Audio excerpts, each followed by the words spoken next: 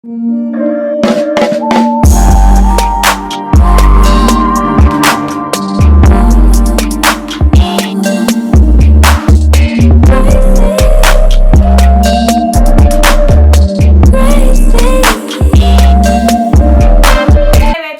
Nakel, welcome back to my channel. So for today's video, I'm going to be doing a girl talk with you guys. It's been a minute since we did a girl talk, and I got my nice handy dandy homemade lemonades. My girlfriend has been making homemade lemonade and it is so bomb. I don't even actually like lemonade, but it's literally so good. So let it be on TikTok like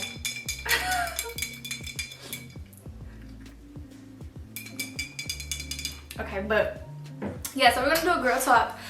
It's gonna be like a girl talk mixed with like an advice segment. I have my Instagram followers give me like scenarios or situations that they will want advice on, so I'm gonna read those and go through those with you guys. And yeah, but before we get into the video, make sure to like, comment, and subscribe. If you are not subscribed to my channel, what are you doing? Because what are you doing? Because what are you doing? Subscribe to my channel. Be sure to like and comment on this video, and let's get into it. Okay, so the first thing naturally that I want to talk to y'all about was kind of like our generation, because I feel like sometimes when I'm on social media or I'm like seeing certain things, I feel like our generation gets a lot of negative comments on us. Like I feel like a lot of people be like, you know, we're too sensitive, we're too sensitive, we don't know how to handle things, we don't have work ethic, we don't know how to do like we just get a lot of hate on that aspect of our life. And I kind of just want to shed light on what I feel like, you know, our generation is to me, and how I really feel like we're doing way more than other generations, and we're literally like breaking generational curses and just doing things that are so much better than back in the day. Like for instance, I feel like, you know, the thing that we're so sensitive, I feel like we're not sensitive. I feel like we're validating our feelings. I feel like before years, generations before us, they didn't really get to validate their feelings or feel anything at all. It was really like my way or the highway. I mean, if you grew up, you kind of know, like with older people, it's like, you respect me, you don't have a voice, you don't have a say, you know. And then if you go higher in the chain, it's just like the same thing like that was told to them. And I kind of feel like as far as us, like we're really doing so much work. Like we're raising our kids differently, we're doing gentle parenting, we're breaking so many chains that were like put on us. And I'm just so proud of us. Like every time I log into TikTok, I see people crying, I see people being able to express themselves, I see so many people on spiritual journeys and spiritual awakenings, and it's just beautiful because we come from a place of not being able to cry and not being able to, don't cry, I'm gonna give you something to cry about, you know. Like that's toxic. Like that's not a healthy way of living, you know. Crying is good for the soul. So it's like, for me, I'm really proud of this generation, because I feel like we, out of all of them, we the ones that's not taking no shit. Like we're the generation that's like, no, you gonna respect us, we gonna quit those jobs that are being disrespectful to us or talking to us a certain type of way. Meanwhile, other generations would stick in those positions and stick it through and be depressed and go through those things. Like we're really waking up and like really just changing so much that's happening. So it's like, I'm so proud of us for that, like, because it's not easy and it's not something that we were taught. Like we're teaching ourselves, and I think it's just really a beautiful thing. So the next time you want to say our generation is too sensitive, or you know, whatever y'all have to say about us, no, what we doing is so many, it's just so much change and so many good things happening from our generation, and I'm just extremely proud of us. Now, and that's not to say like we don't have things that, you know, that's bad in our generation or things that we shouldn't be doing, but I think that just comes with everybody, you know. Like I don't know, I just think it's natural, and I think we need to get more credit and more flowers and more roses for what we're doing, because we are doing some real deal stuff. Like we the ones that's learning how to heal and coming back and gonna be the person that puts the family back together and do all of those things. So I don't know, that's just how I feel. Another thing that I want to talk about, kind of like tying into that, is like why I feel like healing is important. So for me, y'all, this lemonade is so good. This lemonade is so good. For me, I feel like healing is important because I feel like from trauma and like hurt and the things that you've been through, you create a version of yourself that is like not really you. So basically, like an example would be like if you go through a situation where, say you were in, what's an example that I can use? Okay, so say, I'll use this as an example. Say you were a person who is in a domestic violence relationship and somebody is like hitting on you. So say, for instance, you know, you're in a domestic violence relationship, so you gain all that trauma from the relationship.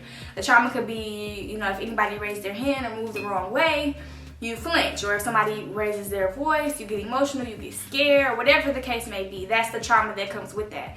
If you don't heal from that trauma, every situation that you're in is really gonna like repeat itself until you learn to heal from that. And also it's gonna be, you're just gonna be living as a version of yourself that's not really yourself, because before that trauma you weren't that person.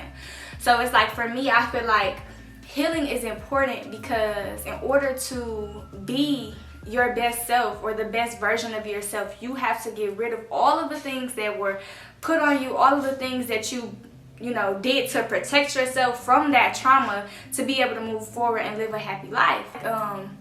You know, it's a journey. I think healing is definitely a journey, but I think it's well worth it in the end. I feel like, as far as me, when I first started like my healing journey and, you know, discovering myself and figuring out the things that, you know, what was my trauma and what happened to me because of my trauma, or why I act a certain type of way and connecting to my trauma. You know, before I started my healing journey, I really thought it was just like peaches and cream. Like, I thought a healing journey was like, okay, you find out what you're going through and it's just, oh, you connect all of the dots. And it's like, I'm just so happy. I'm so free. And when I say that's so unrealistic, a healing journey is ugly. It's crying. It's releasing. It's feeling anger. It's reliving situations. It's so much more to it than just, okay, I'm gonna figure out why I act like this and fix it, and then I'm all good. And it could take time, it could take a short amount of time, but I think that honestly it's a beautiful thing, because once you get on the journey and you kind of like realize everything that you're going through and why you went through it, and you connect all of those dots, you really find strength in that. And the person that you become after that healing journey, you're just gonna be so proud of and so happy that you kind of like made it through that and you worked through that. And I feel like it's really like the best thing you can do. I would advise anybody to like go on a healing journey. I don't care how old you are, I don't care how popular you are, I don't care how pretty you are, I don't care, none of that matters. You know, it's like, I really advise everybody to go on a healing journey, because there's so many things that have happened to us, there's so much trauma passed down from generation to generation that we need to work through, so we can be our present selves and we can build people up instead of breaking them down, and, you know, just following the pattern of all of the toxic cycles and all of those things. So I don't know, I feel like if we all looked inward, parents, kids, it would just help so much with our community, and it'll make us a lot stronger, and just be able to, you know, I don't know, I just feel like we would be more united. It would just be more peace and more love. Honestly, that's just how I feel. So I really advise everyone to, you know, go on a healing journey. Figure out if you feel like there's things about yourself that you want to work through, that you want to get past, that you want to, you know, stop. I don't like, why do I act like this? What is this about me? Okay, this is a part of my life that, you know, I didn't know how to do this since a kid. Like, for instance, one of my things was I had a problem with being vulnerable, I think, because in my family, I feel like vulnerability wasn't a thing. I never really seen my mom cry. I never really seen a lot of people in my family cry. It wasn't really a thing to like show emotions. It wasn't really a thing to like really say like you love someone out loud. We're not a family of like giving hugs, and, you know, I can count how many times I've gotten a hug from like my parents on my hands, and it's probably zero if I really think about it. If I'm not the one initiating the hug to like break the curse, I probably would say it's about zero, you know. So it's like, for me, that was a problem, and it became a problem in my life, because it's like, you have to know how to be vulnerable, especially when you grow older and you're in a relationship. You have to be able to tell somebody how you feel about them and how you feel about yourself or certain things that come up into the relationship. So that was something that I had to learn to work through, and it connected back to my trauma. But now I can say that I'm a person who I do know how to be vulnerable. I do know how to not feel ashamed of crying or sharing my emotions or saying how I feel and all of those things. So I think it's just really, really important to just heal, and I feel like I said, we will be so much stronger. And I love what I'm seeing. A lot of people are healing, you know, and this is for the people who are hesitant or, you know, who want to know more. You can always drop in the comments and ask me any questions that you want to about healing or anything.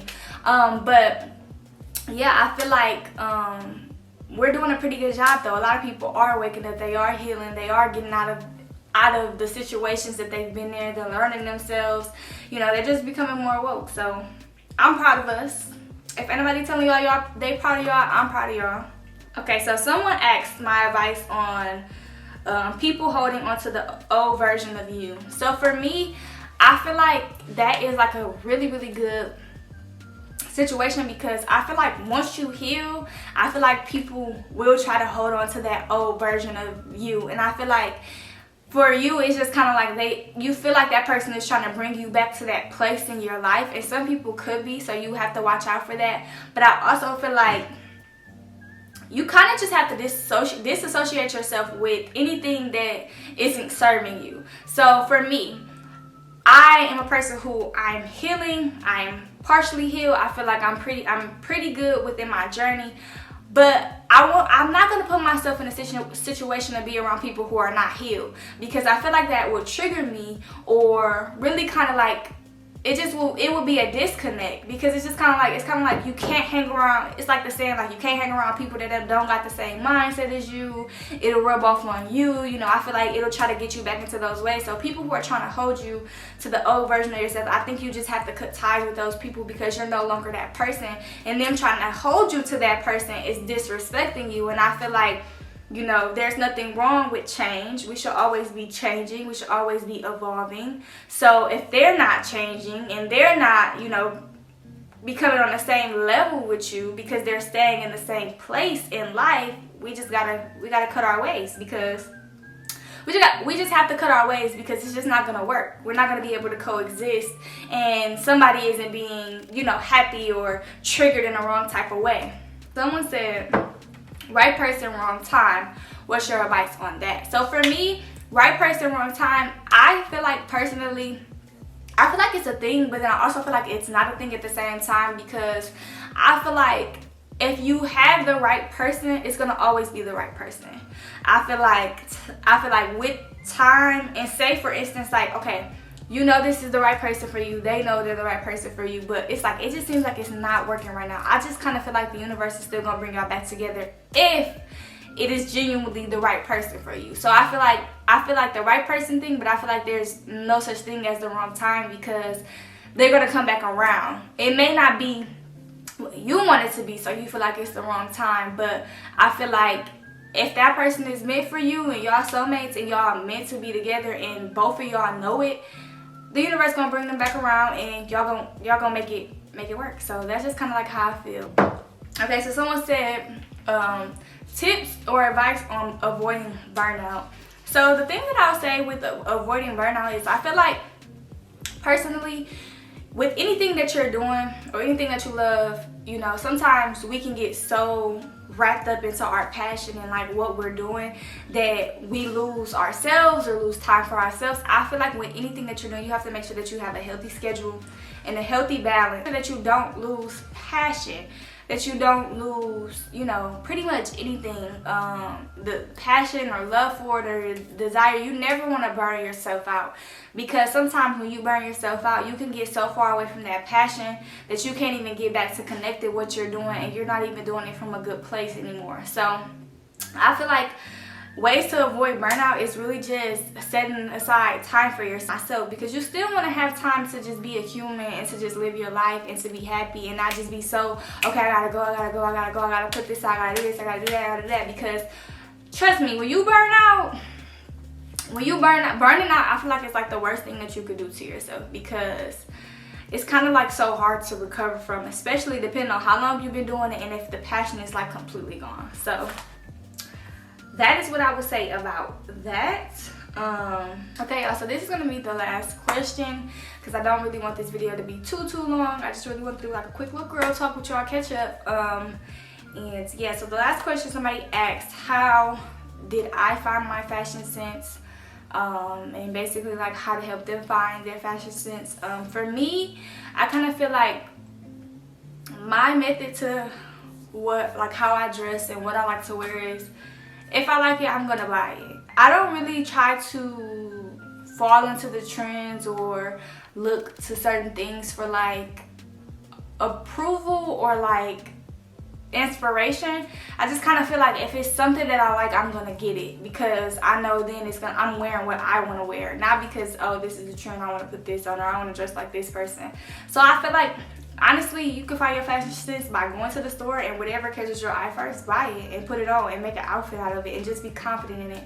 I feel like that's kind of how you find it, trying out different things. Like, okay, well, I'm a person who usually wear pants. Let me try to do a skirt outfit. So let me go to the store and find inspiration on that. But for me personally, I'm a person that I'm just like, if I like something, I'm gonna buy it and I'll try to put an outfit together with it off of that. It's not anything really too like, you know, like, oh, I do this and that. Like, I just wear whatever I like. I'm really a simple girl. So that's just me. That's just what I like. So that is that. And yes, that is pretty much gonna be it for this video. I hope you guys enjoyed it. If you want to see more girl talks, leave it in the comments. And yeah, that's pretty much it for this video. I love you guys, and I will see you next video. Be sure to like, comment, and subscribe. If you are not subscribed to my channel, what are you doing? What are you doing? Because what are you doing? Subscribe to my channel. I love you guys, and I will see you next video.